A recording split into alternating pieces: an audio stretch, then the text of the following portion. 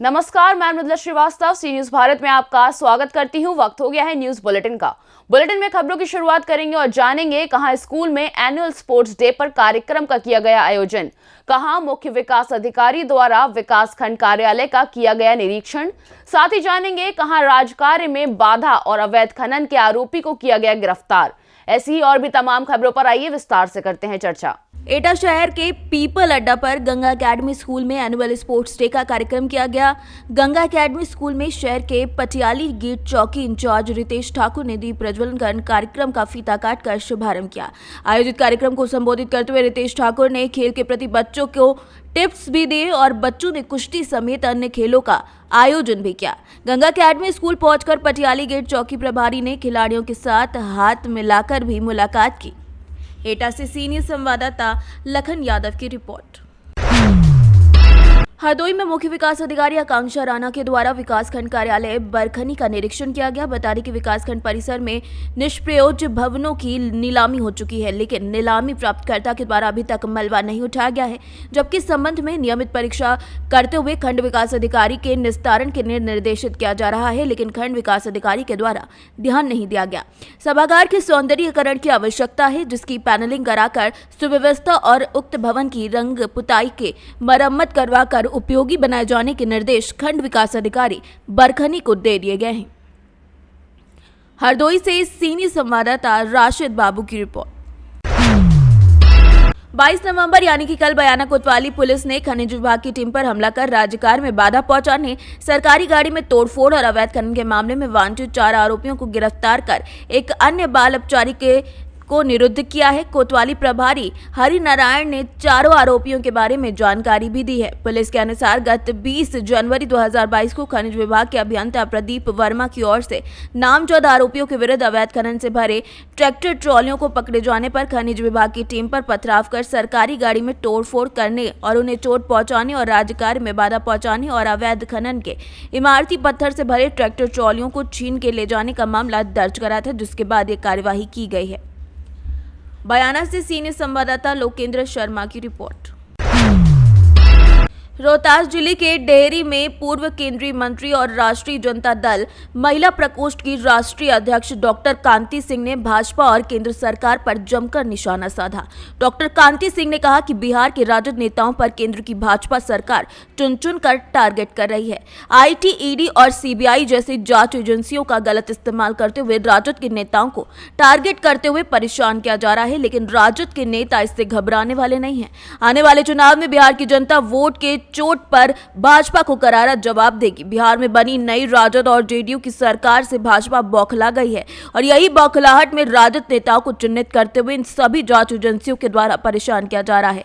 इससे राजद के नेता घबराने वाले नहीं हैं। भाजपा से राजद कार्यकर्ता और नेता डटकर मुकाबला कर रहे हैं।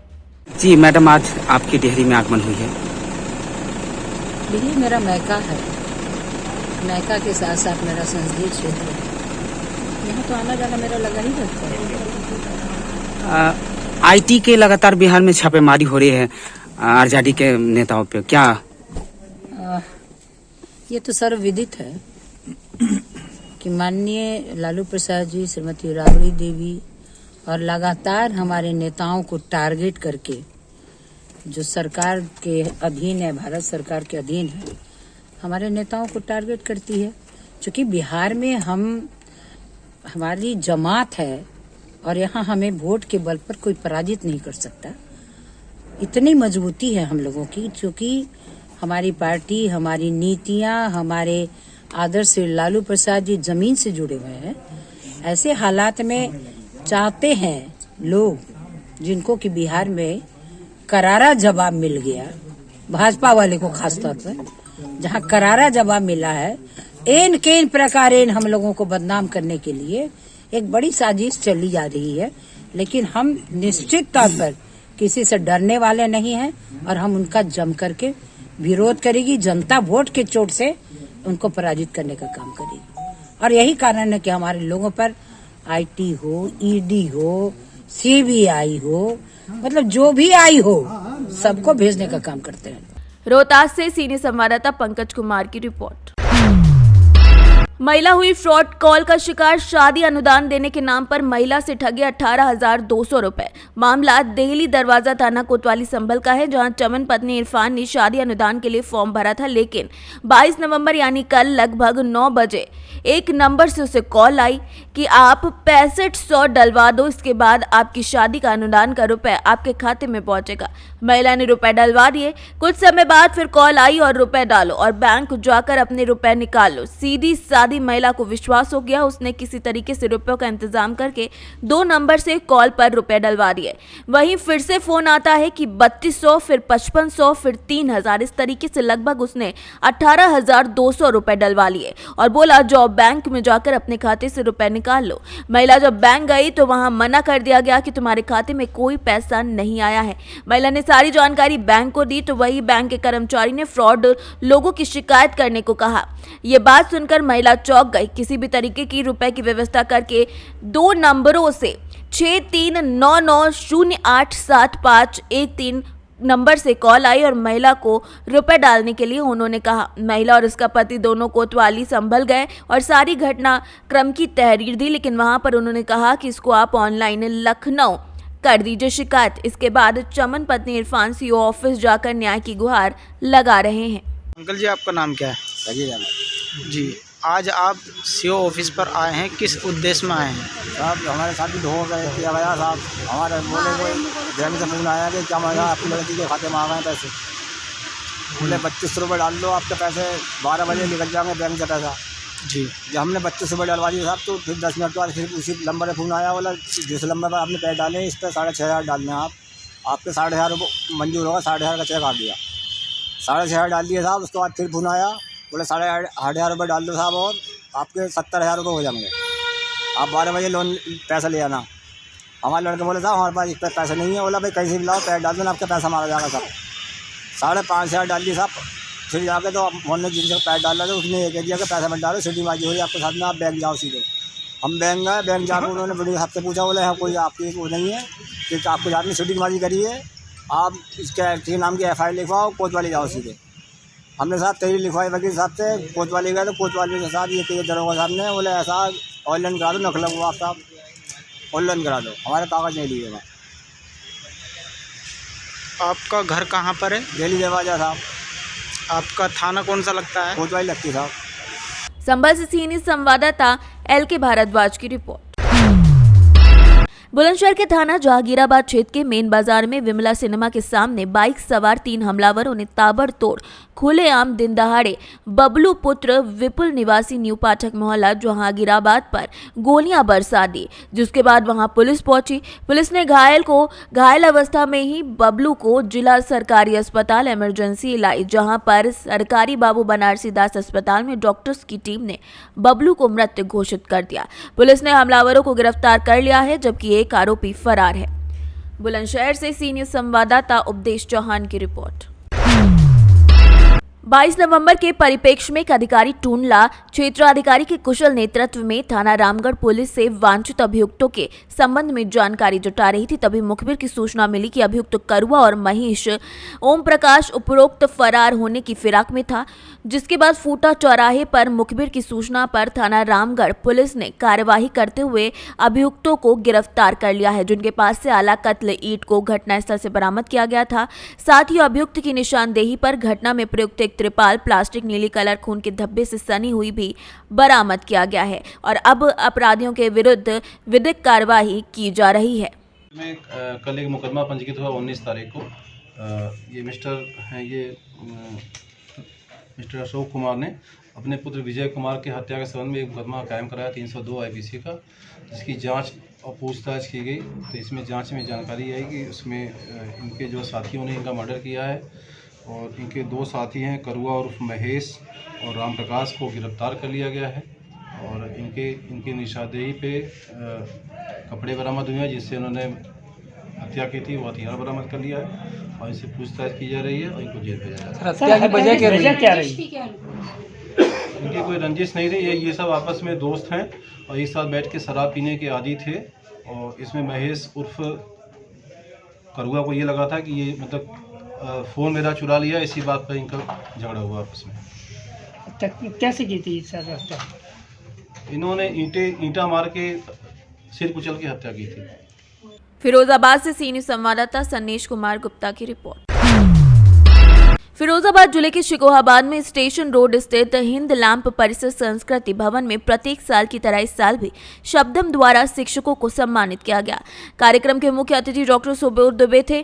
सम्मान समारोह की मुख्य विशेषता ये थी कि समाज के विभिन्न क्षेत्रों के शिक्षकों को और विद्यालय शिक्षक नारायण हरि के साथ साथ उत्तम सिंह, अखिलेश सिंह को शिक्षक सम्मान के दायरे में लेते हुए सम्मानित किया गया।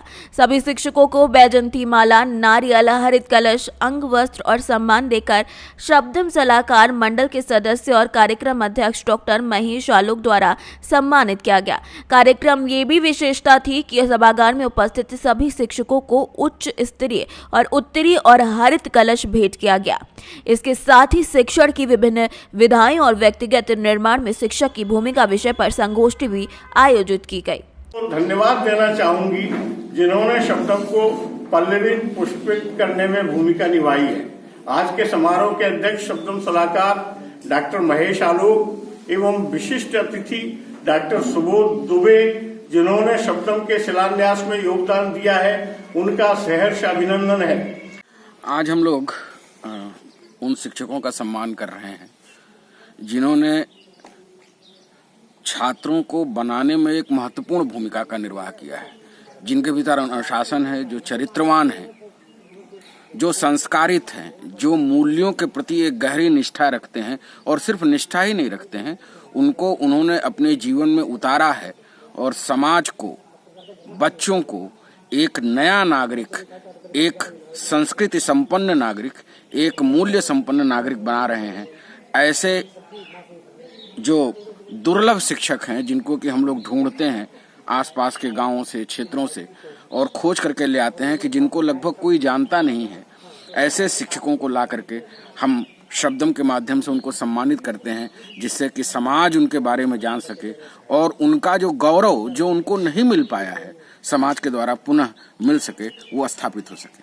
फिरोजाबाद से सीनियर संवाददाता सन्नेश कुमार गुप्ता की रिपोर्ट। विधायक घाटमपुर मती सरोज कुरील ने विकलांग सेवा समिति के विकलांग सदस्यों को शॉल और कंबल वितरित किया, जिसके बाद घाटमपुर आवास में कुछ प्रधानों की राजस्व संबंधित समस्याओं का निराकरण, राजस्व के अधिकारियों के साथ प्रधान की समस्याओं का निराकरण भी कराया। किसानों की सुविधा के लिए धान खरीद केंद्रों और बढ़ाने और धान खरीद केंद्रों में हो रहे भ्रष्टाचार को तुरंत रोकने को जिला विपणन अधिकारी को बुलाकर अवगत भी कराया। कानपुर से सी न्यूज़ संवाददाता आचार्य बजरंग प्रसाद तिवारी की रिपोर्ट। गोवर्धन में सूरदास महोत्सव के आयोजन के पूर्व अंतर्राष्ट्रीय कथक नृत्यांगना और ब्रज की लाडली गीतांजलि शर्मा के गोवर्धन के परासोली में स्थित सूरदास जी की साधना स्थली पर दीप प्रज्वलित और माल्यार्पण किया गया। कान्हा की नगरी वृंदावन में होने जा रहे भव्य सूरदास महोत्सव के सफल आयोजन के लिए संत शिरोमणि सूरदास जी को नमन करते हुए कार्यक्रम को सफल आयोजन करने के लिए प्रार्थना की गई। इसी मौके पर ब्रजभाषा के विद्वान कवि हरि बाबू कौशिक ने संत सूरदास पर आधारित कविताओं का पाठ किया। इसी के साथ नरेश स्वामी के द्वारा सूर स्थली पर पद गायन और सबका मन मोह लिया गया। डॉक्टर नीतू गोस्वामी ने सूरदास जी पर आधारित सुंदर छंद भी सुनाया। क्या नाम है आपका? मैं हूँ गीतांजलि शर्मा। राधे राधे। आज जो आप यहाँ पारासोली सूरदास जी की स्थली पर आई हैं, किस उपलक्ष्य में आप यहाँ आई? हर वर्ष की भांति इस वर्ष भी संत शिरोमणि सूरदास महोत्सव का आयोजन करने जा रहे हैं और ये 2 दिवसीय महोत्सव होता है। सांस्कृतिक कार्यक्रम इसमें होते हैं, शास्त्रीय नृत्य और संगीत और साहित्य का एक समागम होता है, जहाँ पर बड़े बड़े कलाकार गुरु आकर के अपनी प्रस्तुतियों के माध्यम से सूरदास जी को भावांजलि अर्पित करते हैं और श्री कृष्ण की भी, भगवान के भजनों का बड़ा सुंदर अति उत्तम कार्यक्रम का आयोजन होता है। गीतांजलि जैसा पिछली बार देखने को मिला था, कई बॉलीवुड सिंगर और बड़े कलाकार आपके कार्यक्रम में शिरकत करते हुए नजर आए थे। इस बार कौन कौन हस्ती आ रही हैं? देखिए, हर वर्ष हमारा प्रयास ये होता है कि जो अच्छे कलाकार हैं, जो हमारे हिंदुस्तान के ऐसे कलाकार हैं जिन्होंने बहुत मेहनत करके एक मुकाम हासिल किया है, और वो वृंदावन आना चाहते हैं, मथुरा आना चाहते हैं, गोवर्धन आना चाहते हैं और यहाँ पर हाजिरी लगाना चाहते हैं ठाकुर जी के चरणों में। तो कलाकार, बहुत सारे कलाकार आने के लिए इच्छुक होते हैं, ये हमारे लिए बड़ी हर्ष की बात है। और इस बार जो कलाकार आ रहे हैं मुंबई से, श्री शैलेंद्र भारती जी जो भजन गायक हैं और वो अपने भजनों से महोत्सव में शिरकत करेंगे। उसके अलावा पवित्र भट्ट जी हैं, वो भी मुंबई से आ रहे हैं, अपने समूह के साथ में भरतनाट्यम नृत्य की प्रस्तुति करेंगे। और टी राडी लक्ष्मी हैं, वो कुचिपुड़ी नृत्यांगना है, वो अपनी नृत्य की प्रस्तुति करेंगी। श्री अभिमन्यु लाल जी हैं, उनका कथक का समूह नृत्य प्रस्तुति रहेगी। उसके अलावा श्री संतोष संत जी हैं, उनकी बांसुरी वादन होगा। तो इस तरह से हम और दर्शकों के भी रुचि का ख्याल रखते हुए हर तरह का एक फ्लेवर देने की कोशिश करते हैं, जिससे कि दर्शकों की जो रुचि है वो हर वर्ष यूं ही निरंतर बनी रहे और महोत्सव भी आगे बढ़ता रहे। Thank you. मथुरा से सी न्यूज संवाददाता विष्णु शर्मा की रिपोर्ट। फिलहाल के लिए इस न्यूज बुलेटिन में बस इतना ही। देश और दुनिया की तमाम खबरों को जानने के लिए देखते रहिए सी न्यूज भारत। हर खबर आपके साथ, आपके हाथ।